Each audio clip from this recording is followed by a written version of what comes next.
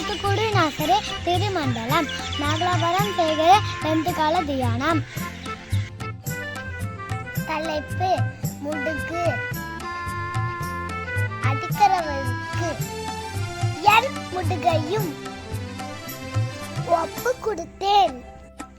ஏசாயா 56.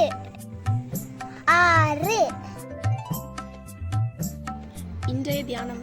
கர்த்தருக்கு பிரியமானவர்களே, இயேசுவின் முதுகை பற்றி நேராய் பேசும் யாதொரு குறிப்பும் சுவிசேஷத்தில் இல்லை. ஆனால் அவருடைய முதுகு பாடுகளுக்குட்பட்டது என்று சங்கீதக்காரனும் ஏசாயாவும் சொல்லும் தீர்க்க தரிசனங்களும் பரிசுத்த மத்தேயும் மார்க்கு யோவான் என்னும் 3 சுவிசேஷகரும் அவர் வாரால் அடிக்கப்பட்டார் என்று சொல்லும் வாசகங்களும் இயேசுவின் முதுகை தெளிவாய் நம் கண்ணுக்கு முன் கொண்டு வருகின்றன.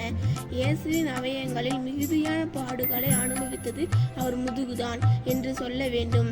நாம் பாவங்களை போக்க அவர் பட்ட பாடுகள் அதிகம். நாம் பாவங்கள் அனைத்தையும் அவர் பட்ட காயத்தினால் நீக்கி பாவிகளாகிய நம்மை ஆசீர்வதித்த தேவனுக்கே ஸ்தோத்திரம். ஆமென்.